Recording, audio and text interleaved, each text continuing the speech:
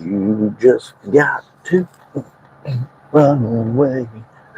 Welcome back, game changers and people that just want to see change. This is the Maturity Project. I'm your host, Chad Broshears. Sunday. It's going to be whatever day of the week it is that you watch this, but the point of this is that it's Sunday. And the beautiful thing about it is that every single day has opportunity. Possibilities are available. You just have to be able to evaluate. And actually, let me take that back. You don't have to have the ability to evaluate. It's the privilege to be able to get to something and evaluating. Like, how do you start a thought process? I see that a lot of times, and even in my own experience, but for the people that I talk to, especially in this context, in the Maturity Project context, so many people feel like in order to accomplish something, you have to have so much preparation. Like, you have to either be special and have this preset potential in order to get there. And sure, there's a lot of building blocks along the way, but what people are doing is they're looking at what you would be 6 months, 1 year to 10 years from now. And that be the person that should start. Not who you currently are, because it seems like it's going to be a failure. And the truth is, yes, it will be a failure. It'll be failures and then wins and failures and wins and failures and wins. The problem is that we've not been taught what the grind really needs to be like, what it's like to truly have to go through the process to create success. We're taught, look at who is successful and then fill in the blank about how you're supposed to be that or you're not going to be it. We don't need more copycats, but the thing is that when you look at it, that's what it takes to be successful. That's their model they did. You don't know everything about how they did it, even if they tell you.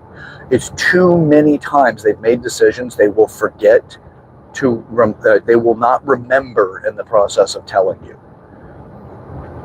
what it's like to actually really have sleepless nights. Not like I had a sleepless night because my mind was on, some real short-term problem, or I had too much caffeine or stimulants or something prior to bed. I'm sleeping in a different bed that wasn't comfortable for me. The pillow was wrong. It was too warm, too cold. All these different variables that make a sleepless night experience for people, but that be the superficial experience of it. The really deep version of that is the one that continues to keep you in the sympathetic nervous system, based off of like mental, emotional stress, and physical too, but not from the stimulation of caffeine as much, because you can do that with caffeine too. I don't want to get too far into it, but it's from the holistic perspective of how these things work. But a true experience of a sleepless night. Also, what it's like to gamble. Your future requires that you gamble. Now, it doesn't mean that you put every single thing that you have right now of value to you on the line and gamble that into the future of what you want to create. Not everybody has that level of a threshold against risk, that high of a risk threshold. I do have a very high one, and learning the cost and consequences of it, but then again, the transformation of it as well, because anytime you gamble big, transformation is almost certain to happen on the other side. It's just you may not have the controlled version as much right away. Because the chaos that comes with making a bad bet, right? And then gamble for something. You don't necessarily know what it's going to take in order to handle that, because you're more fixated on the potential of the win and what's coming out of it. Unless you're doing this work, then you say, hey, it doesn't matter. Either way, there's going to be a ball of clay that is who I am. Even if it's the direction that I wanted out of the gamble, I'm still going to have to mold that thing. See, what we don't do is we don't have people telling us that is a way of looking at transformation. We don't have people telling us or teaching us the reality of the riding of the bike, of the process. What we have is people telling us descriptions around what it's like to ride the bike. And sometimes what we're doing is we're learning the descriptions of what it's like to ride the bike from somebody who's telling you how to ride the marathon. Like the person that knows how to win in these ultra endurance marathons, the cycling, the Tour de France or something like that. And, you're learning from somebody who has been conditioned for so long. They've ate that passion with absolute obsession, and then they're telling you how to ride a bike. It's like it's complete different worlds. You were not prepared for that conversation. You can get inspiration from it, you can be motivated, but the structure and strategy to be successful is vacant for you because you don't understand the discipline, the drive, the attachment to the goal, the resource availability the person has, potentially both in their genetic aspects as well as what they've developed through their relationships with other people and the skill sets they have and the way they have continuously thought about that goal. You don't have that in the mix. To be able to have that in the mix, you have to buy the book, and likely that book will have to be volume upon volume upon volume because we're so fucking dynamic that it's hard for us to understand what it's like to truly see what success is through that person's eyes. They're trying to tell us, and then we have to come from a background of our experiences, and those experiences shared with others that have been shared with us, and what we believe is what they were trying to express to us. Because you listen to the story of success from somebody else that is giving you, if you have not experienced it yourself, that is giving you the ability to graph from that conversation into something that's a higher level and make it make more sense based off what made sense from the previous conversation, which is not something you yourself actually experienced. It is something you experienced through conversation, not through actual application. So then you have the potential of a misunderstanding that creates a gap issue, but you don't feel it. You feel confident that you understand what this higher level communication person of experience or whatever is exchanging with you. You feel that you are there. You get it because you've learned so much along the way. Why wouldn't you feel that way? But miscommunication has taken place throughout our life. How much of what you believe is real and the reality of the conversation you're having is actually based on a determination through miscommunication. Communication is so incredibly important because it sets the markers, the milestones for our experiences in life. It helps us understand what we want to experience, what we don't want to experience, the things that we want to put to have in our life, and what we're willing to work on to maintain right now. Because the same thing goes for success as the physical body and my experiences of everything. And again, I'm looking at 8 different areas of maturity. But what you believe is a success model in one particular area and how it contributes to others and they build upon each other in such a way that you feel like you understand reality through the way that other people express it. So you're sitting here listening to somebody who knows how to be successful on a very, very big scale, something that is popular to the point that multiple countries may know about them, or multiple people in different countries, and or large amounts of people. You become a world celebrity, and then they're telling you how to do something. You don't have the data necessary if you try to take it on from where they are without understanding what it looks like in a microcosm. But it's hard for them to express that to you because they have to distill and boil down their entire life experiences to the point of understanding where you currently are with your resources, your desires, your attachment to your goals, the anchors that hold you back from progress. All of that stuff needs to be understood before telling you how to do it, because telling you how to do it is advice. Why I have such a problem with giving advice is because you don't know enough about the person's circumstances, their resources, their attachments, their willingness to get through something, their constitution for work. Do they have the time available? Is the pressure and the stress so high on one side of their life, they're willing to mentally commit to this now and emotionally invest in the opportunity of change, but then the ability to make those changes based off of their current resources is not what is your experience in being able to go through that process.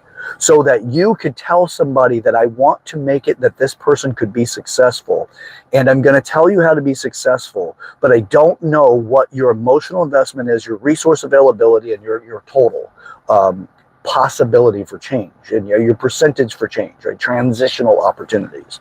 If you don't know all of that stuff, what happens?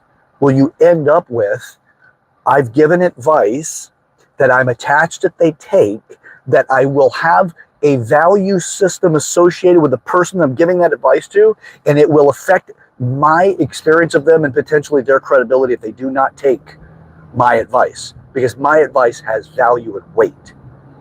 And then you take that advice or you don't. That is a big part of why I don't give advice. Actually, it's the main reason why I don't give advice. I give insights from what my experiences are and try to help build a better viewpoint and understanding of how these things actually work from my experience, but not that has to be theirs. It's more about understanding the mechanics of it than it is about the variables necessary as a whole. You need to understand the variables to understand the mechanics, but not so much focused on the variables as much as the mechanic, the thinking process is the way to be strategically successful in something, because that person still has what they have. They still have their resources they have. That's when you give advice. When you're looking for change, you don't know what all of the steps are when going through these things with other people. So you say, hey, this person is incredibly wealthy. Well, you don't understand what it took them to get there. You don't. They may tell you, if you have somebody who truly is that is caring enough to see other people successful and understand the joys of reciprocity. I'm saying that properly. And I'll critique myself later when I watch this video about me pronouncing reciprocity. Anyway,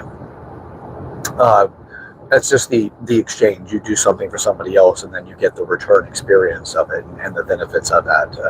It's reciprocal. So you don't know what you're asking for.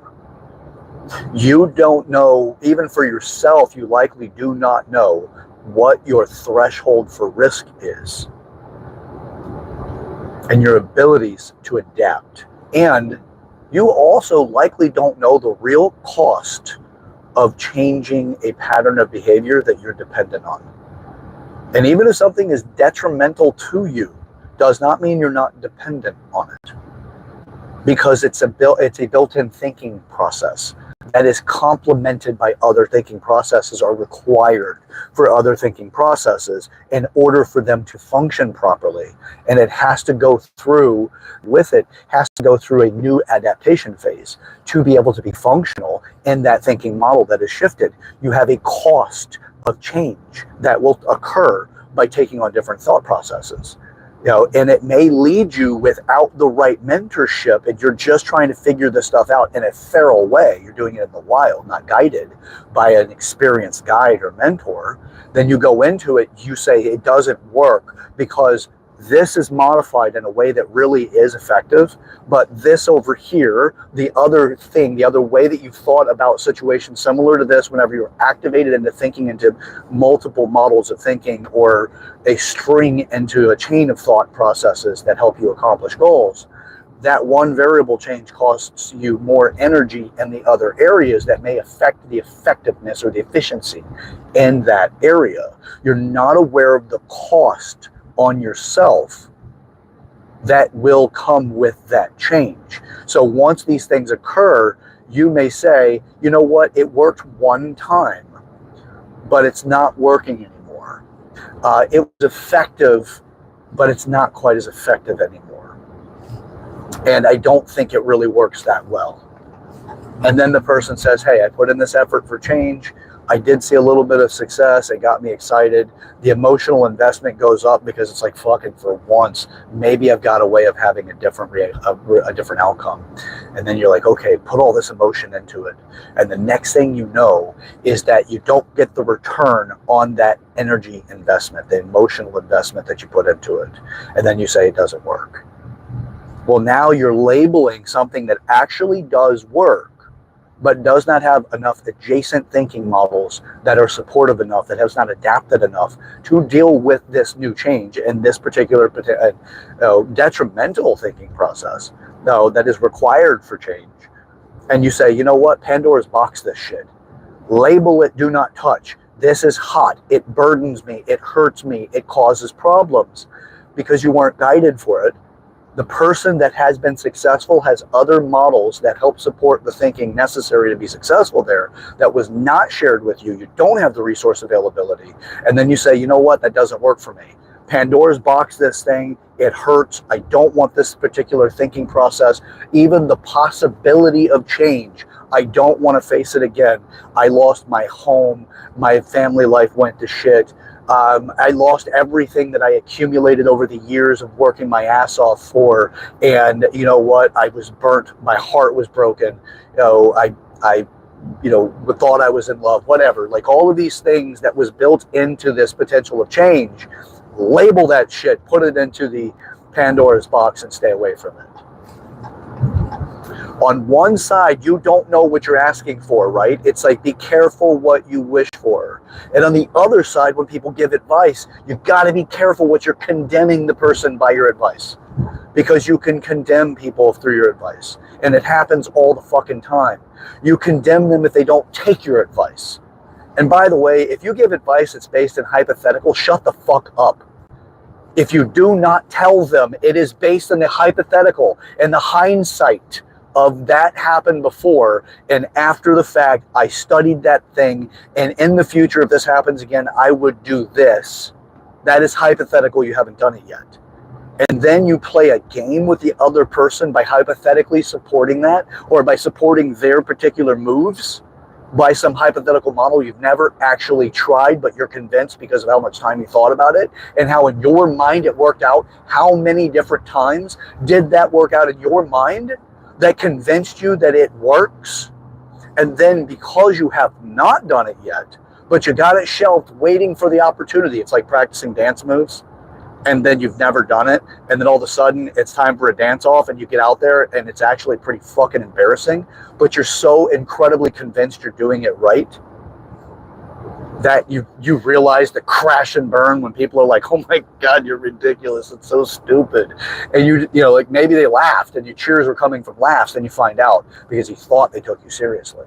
And then you find out they're actually cheering because it's funny to them and you took it serious. That's all in your head when you're dealing with hypothetical advice. So giving shit like that to people is giving people psychic garbage that's unfinished business on your side.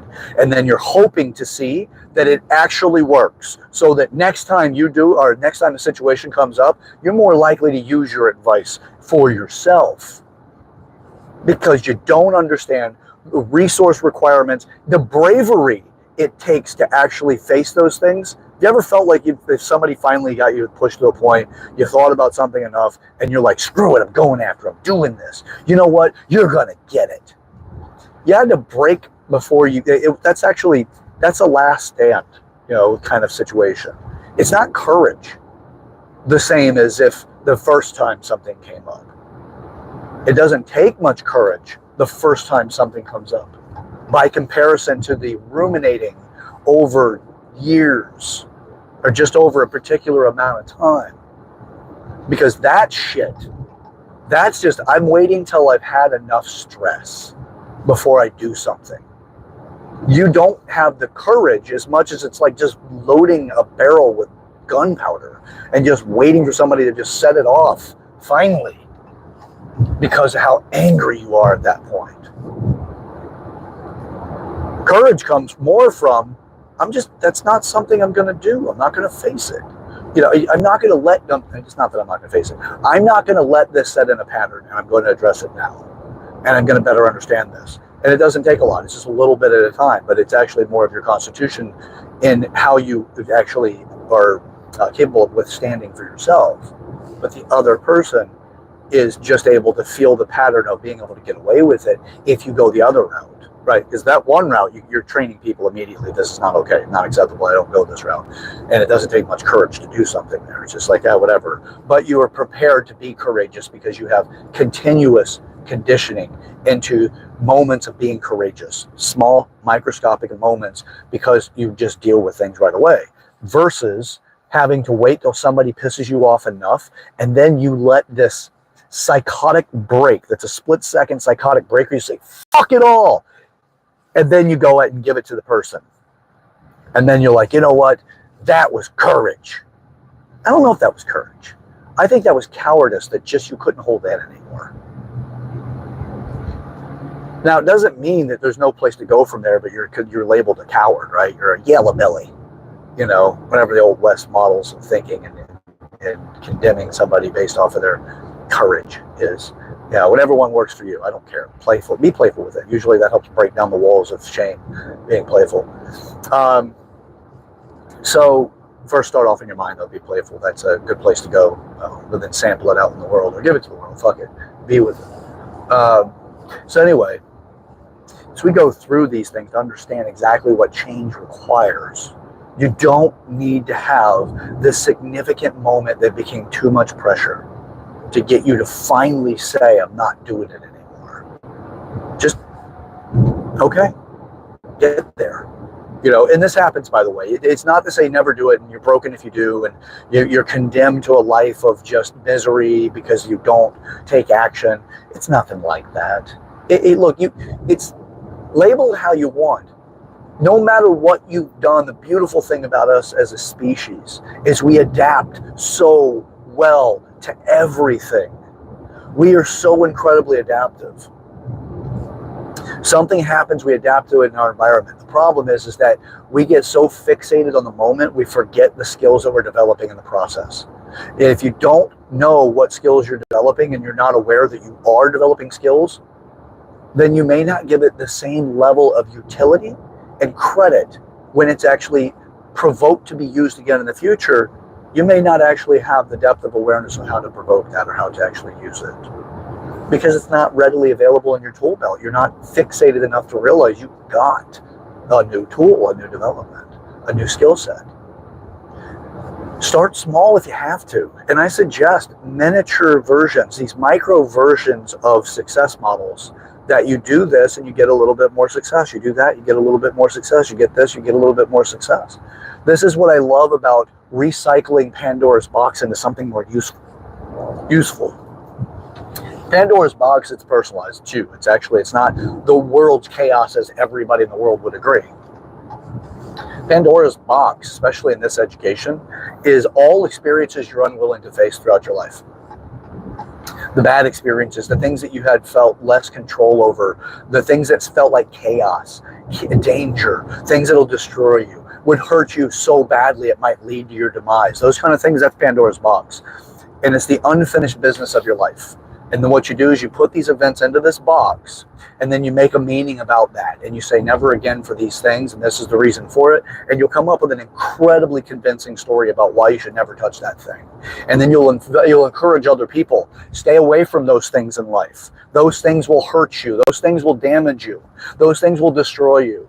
Because your experience of it was that, and your advice for things in life coming from that too. It's a resource of yours because it's experiences you've had that are unsuccessful.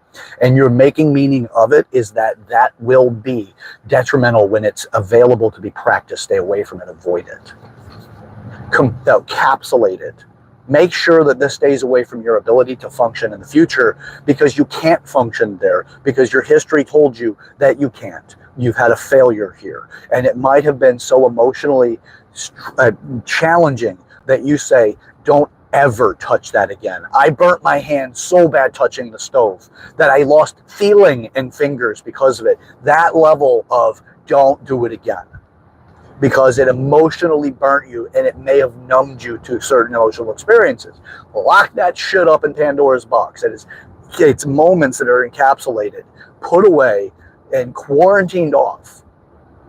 But here's the thing, just like the story goes, the Greek mythology of Pandora's box is that you have this thing that encapsulates, that quarantines off the negative experiences in life that have been emotionally detrimental enough that has made you want to not touch it again.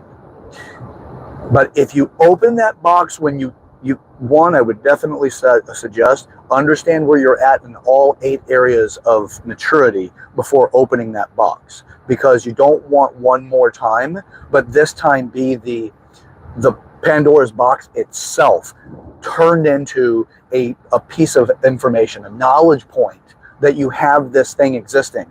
Instead of all of the things that are in it individually, you're now looking at it as this thing. And then for every one of the negatives that come out of that, of the chaos pieces that come out, if you're unaware of where you are with your maturity and how to handle life circumstances and what you have put forth as effort into really changing yourself to be more fulfilled in life and more functional, once you go to open that box, you now have the box itself as a category of negative, of bad experiences, of the undesirable. And you sit there with this, I will not touch this box again, because holy shit, what just happened when all of those chaotic moments of my life came out of that thing? Now that thing represents unbelievable pain, unbelievable chaos, and it needs to be buried. You have to actually muster up more courage to walk into that, because it's not, you're not going to be pushed into it directly as much. You can use the encouragement of life's failings as encouragement to walk into that thing. But you're not likely going to make life's failings be the reason why overall you just won't, until you get to the point you can't tolerate it anymore. That's going to be to me, that's less common in this, because what your threshold for tolerance is will be much greater with this particular situation. To what I mean by the breaking point where you're just going to go after it, you're going to say, fuck it, no matter what, I'm going to overcome this. That comes up whenever you have the repetition in one particular area, let's say relationships, and it comes to trust. And see, it's narrowing down the experience enough that it makes it more tangible and able to articulate, versus the greater challenge that the box itself represents, since it has all of life's chaoses trapped behind it or trapped inside of it. So you're not likely to want to, you're not likely going to get to the point you can't tolerate it anymore and you're going to address that thing. You're more likely going to address the micro things, or the other elements, the other things that are easier to bite off, and say, fuck it, I'm not dealing with this anymore. I'm going to do it. This will not control me ever again. But that's good, though. You can build up to the point where the box becomes the thing that you can utilize that same method for, but it takes effort and takes training and development to get there, in my opinion. So it takes maturity to get to it, access it in its actuality. But you can do it without having to get to that point where you're so incredibly desperate that you're going to blow up on it all, because that's that you need to address the box itself. You're going to want to address the experiences that's in it that have more of a tag, a title to them. People that lie to me. Well, I'm not going to let people lie to me ever again. And you'll get to that lie to me threshold where you're like, you motherfucker, you're never lying to me again, and I'm going to put you into an accountability situation because of it. Because that makes it more real, and it makes it less, you just get to a point you can really qualify your undesirable experience there. I can qualify this negative now. Fuck you, you're not going to lie to me again. That's under the title of being lied to and betrayed or whatever, right? So there's that. You can actually make that I'm now going to take this on. I don't need courage to do it. I broke. That's no longer courage. It's desperation to survive, and I'm not going to deal with this ever again. It's that part, right? Because courage would be, I don't have to deal with this right now. I'm going to. I could sit here and wait for somebody else to do it, or I can do this now. Right? That's more what courage is. Pandora's box is all of the chaoses in your life. You can look at it and say, okay, I understand how mature I am in 8 different areas now. How much tolerance do I have in my life right now to open that box? Am I at a place that I feel like life is at least manageable enough that I can open the box? Because if life isn't manageable enough to feel like you have an allowance to take on those chaotic events that you've refused to face, then you're going to open that box and it's going to overwhelm you so quickly, because you don't have an allowance for it. It's just going to be immediately go, shut that fucker, shut it. I can't do it. Or you could go, okay, I've addressed the 8 different areas of maturity. I've made progress in these areas for the current managed chaos, or for the things that I'm trying to figure out how to manage better. It doesn't have to be chaos. It could just be I'm learning how to manage it better, but I'm not proficient at it yet. It's not a skill set that is well mastered yet. Because that's life as you're going through specific challenges and you're adapting to them. What this is Pandora's box is the baggage of your life, the things that are incomplete. The beautiful thing about it is once you're ready and you can tolerate handling the chaos, then you can say, I'm going to develop all these areas, and you open up Pandora's box, the chaos comes out at you, you're stable enough to withstand it. You've got a footing. The hurricane's coming at you. The winds are pushing, the water, the rain, the tides are moving. Everything is coming at you, but you're still stable enough to face it. And if you can stand in that, then you realize that as all of that shit is coming out, all these things that you have been avoiding and dealing with, as they're all coming out, you now can see that hope is on the other side, because you realize that with all the stuff coming at you, you start to notice that there are things about you that had that become a reality.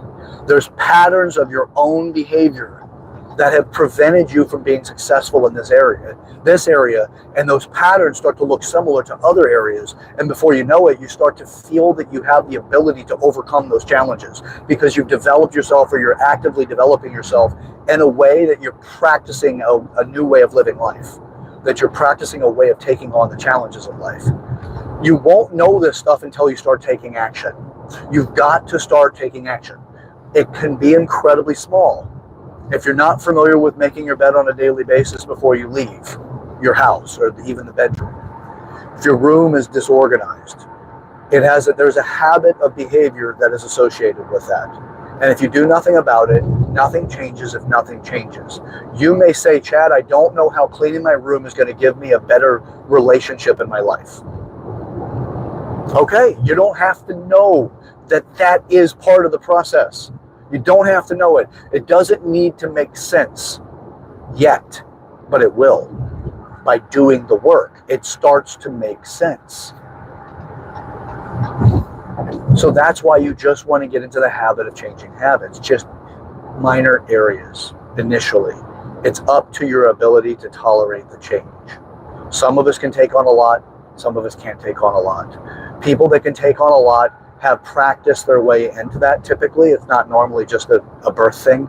It's just an experience in life, and the way that the model of thinking and abilities to practice that stuff, all those things. Common, more so than I necessarily say that it's a genetic thing, which means that you can develop and strengthen your ability to do this. So Pandora's box is waiting. We all have our own. You have one too. If you're sitting there going, nah, I don't really have one, you're lying to yourself, and now you don't even want to look at it. You have one. I guarantee you. I have one, and I do this work all the time. Every day, I'm doing something in the maturity project. I'm addressing some of the 8 areas, if not all of them at the same time. I take it on because, God damn it, man, I want to see the change. And if I can't make the change in myself, and I can't develop myself through this education, then I don't need to bother trying to bring it out into the world. It has to be practice. I have to walk the line. I've got to walk it. Now, I have extra incentives to do all of this stuff because I also need to teach it, not just go through and experience it. That's also why I love it when you guys are out there and you're doing this stuff and you're taking on the work and you're getting this information and it's making sense to you. And you're applying it, and then you communicate that back with me. I absolutely love it because I know that I'm doing something to make a difference. I'm not just on here because I want somebody to be like, oh, Chad, you're important and you're valuable. Yeah, sure, that feels good. Who doesn't want that? But at the same time, there's also the fact that, you know what? I just don't want to have everybody suffering if they don't have to. Suffering is good to an extent. But without guidance, suffering becomes a torture and a punishment versus an opportunity for discipline. Now, if you have guidance, it's easier to make the suffering into discipline connections. You can develop a discipline because of that suffering. You can look at it and say, I am suffering because of my attachments to the outcome in these ways. Or I'm suffering because I am not treating my body properly. And now I'm realizing that. Like when you go for a run for the first time and you haven't ran forever and you're just completely wiped out. You feel your joints, your feet hurt. You got all of the undesirable experiences of going for a run for the first time in a long time. That is all conditioning for discipline. And it's your feeling. And you can directly link it and go, oh, so if I keep this up, these areas will start to feel better. If I treat my body right, if I take care of my body properly, and then I run, the preparation, the awareness of the details that make things successful, and you put that effort in. Same concepts. If that's the one you want to graph off of is jogging, because it's so simple and consistent amongst a lot of people, because who hasn't tried running, right? That's a very large percentage of the population that have ran. Well, same thing for you. And if that graph's perfectly fine, then great. Going to the gym to lift weights and the discomfort when you first do it. Yeah, that's all the discipline that you've been lacking that's talking to you. Physically, your body's saying your shoulders aren't disciplined enough yet. Your connective tissue is talking to you, is communicating with you because it is deconditioned. But the good thing is you stick to it, you've developed the discipline. Now the body knows how to respond better and more favorably to the environment. Take that into any one of the 8 areas. If that's the one to graph from, then graph from that. Perfectly fine. What I mean by graphing from is where you have something of familiarity that makes sense to you, and you take that model of thinking and that experience of thinking, and you take that and you use it in another area you have less familiarity. It's where you take the concepts and you understand that it works here, but you don't know it works here. You have the faith from your experience of it working over here, that when you have done it successfully, and then you're going to have the faith that it will transition into this other area that you actually can do it more successfully. It's I know this works elsewhere, I hope that it works here, and I believe that it will. That accumulates the concepts of faith, because it's hope with some strategy and structure to it. Doesn't necessarily, but it's not that it's been tried yet in that area, but you have enough preparation to understand that it can be successful there, because you have had it successful elsewhere in different models, different variables. So it's a model-based thing. It's where you start looking at patterns of thinking and patterns of attributing your traits and your character skill sets to deal with certain things. And then you say, okay, if I do it this way in this particular pattern, then I can accomplish that because I'm successful here and I have the faith that it'll work in this other area too. So Pandora's box, open that son of a bitch up. Hope is at the bottom of it. Then you have opportunities that you can actually do something with it. You use that graphing from other areas that you have been successful with and apply it to the area you're not as familiar with, and use your faith and your abilities to accomplish that in other places into that, and adapt accordingly. You just tinker along the way, but have enough faith that what you understand works will work. It's just a matter of time, and then how your ignorance really raises a veil to the point of acknowledging and to have some degree of familiarity with this new thing. You're starting to become aware of it. When you start becoming aware of it, your ignorance is gone, because ignorance is innocence of experience. It just doesn't have anything yet. You break through that by experiencing something, and then you don't have so much ignorance. You've now had parts of that ignorance lifted because you've had some experience with it. So anyway, all right, doing things for change. Look, if you're looking at people like Elon Musk, I'm not ready to fully take Elon Musk's model either, because there's a lot of what he does and who he is that makes it that I wouldn't be that successful yet, because I don't have the depth of awareness or the skill sets available or even the maturity to be able to tolerate the things that he has, because of my attachment to other things and my own attachment to my immaturities. Because make no mistake, you are attached to your immaturities. Yeah, guarantee it. You are absolutely attached to some insecurities. So now, immaturities and insecurities. But anyway, so look, we're not condemned. The thing is about this, don't let this whole thing, I know this has been pretty esoteric, because it's a fairly complex conversation that I'm working on making more clarity in. But the intent of this is just to say, hey, if you want to make some changes, understand what kind of changes you want to make, and see a goal attached to somebody else's outcome. Just know that if you really attach it to something really big, just know that you need to get all of the blueprints that's necessary to be successful, and that doesn't mean you're going to have their outcome exactly. It's just what's their blueprints in order to become successful. What resources do you have to that blueprint, and what do you need to develop? What do you need to give up about who you currently are to make that person successful, to become more of that person that your future is calling for you to be based off your goals? So, all right, that's it for today. Take whatever direction you want in life. Pick your goals. Attach to somebody else that's done something similar if you need, which is common because we live in a society that, you know, a lot of this stuff you don't need to reinvent the wheel necessarily. You just need to add your flair to it, right? If you're going to put the spinner head hubcaps on it, whatever. Spinning rims, baby. Make me unique. Make me stand out. It's still a wheel. It just shows that I spent a lot of money on it. That's what you do. And hey, I can get if you do it. But let's all just come together with this, man. It's like this is a community experiment as well. You know, it's to help bring us all together. Look, we all have experiences and unique values in life. We can share this stuff together. You know, life sucks at times, and then there's a lot of fun, and everybody goes through it. So what do we do about this? You know, we can accept the fact everybody goes through it. So let's make an interesting life together. You know, share these experiences. Share this video. People in your life you want to have a meaningful conversation with. It's start a conversation that does make change for you. Because the best way to do it is to actually get somebody else to be aware you're up to it. You know, enough that you at least feel like there's some degree of accountability, that some spark interest in them, and they'll hold you accountable by questioning and being curious. You know, be determined to make changes, and don't let it defeat you when you try on other people's, you know, models. It's just you might have looked at something that's a little too advanced for you yet. You know, just know that it's out there, and then figure out the parts that aren't quite as advanced, the things that are more simplistic, the daily things. Clean your room, reorganize the place, make a bed, you know, tidy up your house. If you've got your room under control, do your house. No, if you've got the house under control, do your yard. You know, if you've got your yard under control, walk the neighborhood, pick up trash, get to know your neighbors. You know, you're contributing across the board all the way through.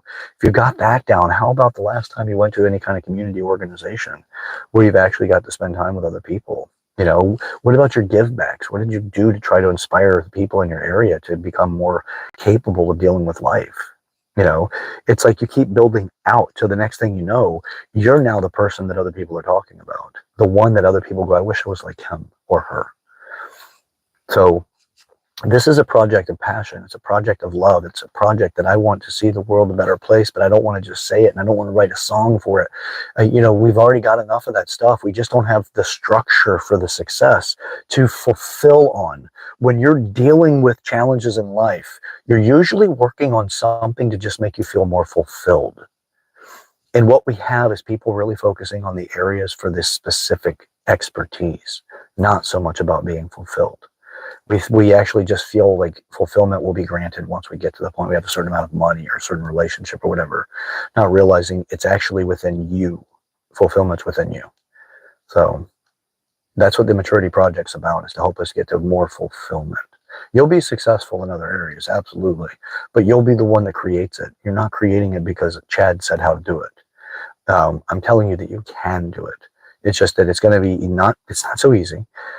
What else are you going to do? And do you like easy? Because here's the thing, easy's easy, right?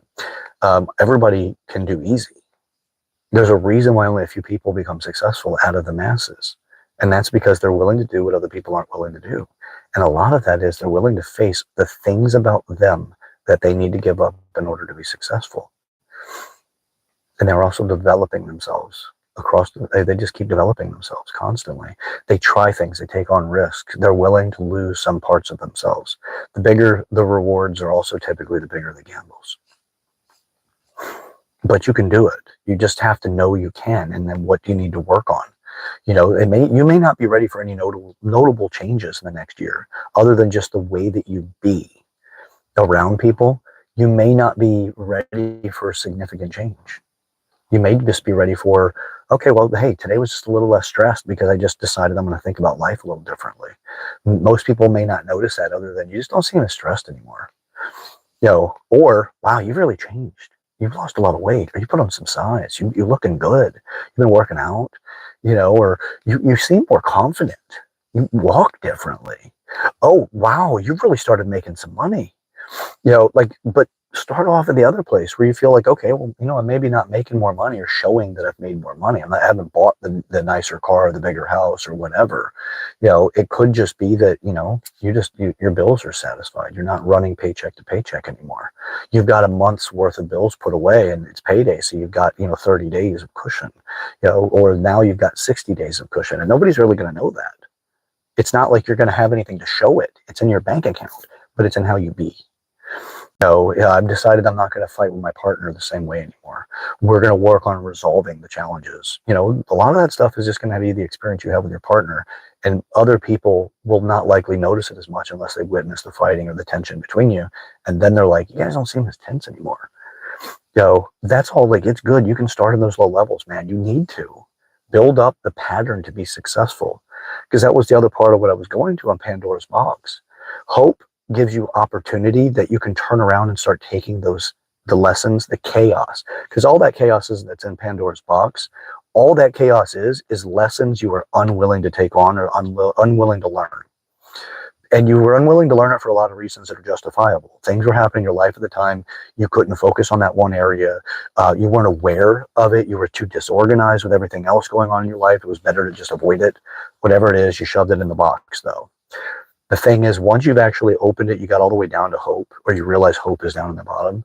Every one of those things of chaos that have come out, those lessons that you were unwilling to learn or unable to learn, because that's also another part. It could be unable to learn. You actually overcome that lesson. You win it. You complete it. You now learn the lesson. You take that and you put it back into the box. It's not to never be touched. It's actually now to be a utility to you. Because anytime you take those, you put them back in the box, you're accumulating the things that you were unwilling to take on before. You're accumulating that in I have taken care, I've accomplished this, I've succeeded at this. And then it becomes evidence that you can overcome the bigger challenges that are coming, because you've handled the ones that you could handle and you've grown from it. And you can look at it, you can actually say, you can give each one of those lessons titles, values. You can give them something to acknowledge them, to qualify them. And then you go from there to the big thing. The bigger lesson comes along. It's a pretty big one you are kind of afraid of. You've been afraid of all of them, but this one's bigger, right? This one's something you're just like, I don't know how I'm going to deal with this. This is a big one. I don't know. This one might get me. I don't know how I'm going to overcome it. You go back to that box and you look in it and you go, look at all of this other stuff that I have taken on and I've completed, that I have actually developed myself and taken these lessons, and look at that.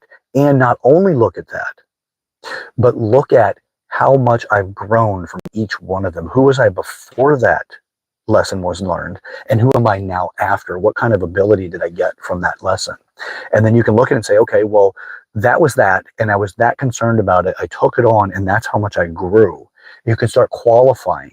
Okay, well, hey, I became, 1% better in this because I took that lesson, or I'm actually 10% better in this because I took that lesson out of the one you've already completed.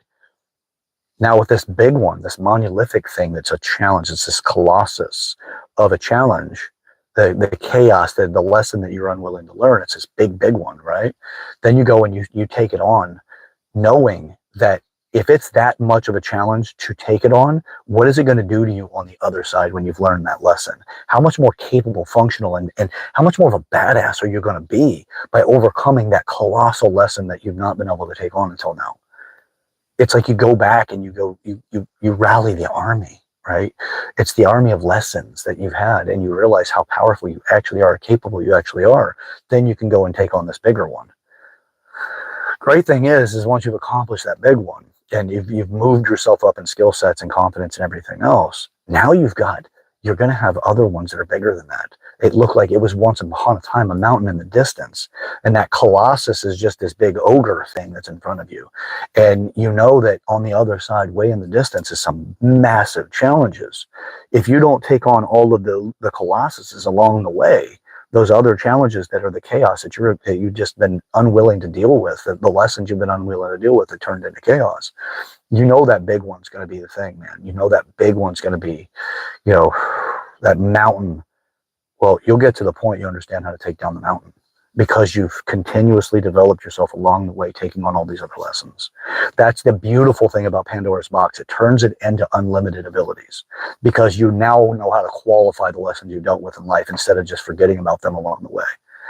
which is what most of us do. I've done it too. You kind of forget about those lessons and you don't go back to rally yourself up because you've got something that you don't know how you're going to handle it. You know, you've got that thing that makes you think really dark, ugly thoughts. The thing that makes you think, you know what, this life isn't worth it. You know, those kind of things, that's a fucking mountain that you're just waiting to take on because life is worth it. And you have to push past that crap and you have to realize what it is that's taking you to that point of making you feel life isn't worth it. And then you work on those things that accumulate into that bigger challenge. And then now you've got workability again. And then you have something from experience you could really lead people with. So Pandora's box is a beautiful ability for unlimited power, unlimited abilities, because you start learning from everything in a way that you don't forget what you've done. You don't forget what you've accomplished. And you don't discredit yourself because something is so big that you're facing right now. But you got to start somewhere. And you got to look at that box, man. You got to realize it's there. Then when you start opening it up, you can actually take something on. You get the understanding, hey, there's some big shit in there. And there's some small things too. But you got to understand also where you are with your maturity if you want to be strategic and more effective with it. 8 areas, understand where you are, and you can do something about it. All right, that's it for today. Again, this is Chad Everett Broshears. I'm the host of the Maturity Project, and this is about taking on little bits of change at a time, or how to make change, and also the utility of Pandora's box. It's not the thing to be afraid of. It's actually something you can turn into an absolute incredible retooling set. It's a weapon, if you will, for the challenges, the chaos of life, because it turns chaos into lessons. And actually reality is all it is. It's your lessons that you're unwilling to deal with, so you turn them into chaos. Just reversing it. That's it. All right, till next time, share the video again with people in your life that you really want to break the ice with to make a meaningful conversation. Do like the video. It helps with the algorithm. And subscribe to the channel. It'll help. The more people we get involved with this, the more community we get, the more people and resources we'll have available to us. And the better off we're all going to be, because we can start sharing and developing each other along the way and know that we are a community to work together. The path to hell is paved with good intentions. And a lot of the people that created some of the worst things were actually intending good at some point in time. They just didn't have the guidance. So we need to break that cycle. Right now, social media is encouraging us all to turn this entire world into hell because of our narcissistic needs of selfishness. There is healthy selfish. We'll talk about that at another time. But there's the unhealthy selfish, which is common, and that's a narcissistic view. That's the narcissistic behaviors. Turns into antisocial personality disorder traits and things. So, all right, till next time. Don't forget to subscribe to the channel and hit the bell notification for the live videos when they come up so you can catch them in the moment, or at least be notified so you can watch it as soon as possible. All right, let's get to it. We got some stuff to do. We got a world to address. Let's start where we need to start, which is at us. All right, see you.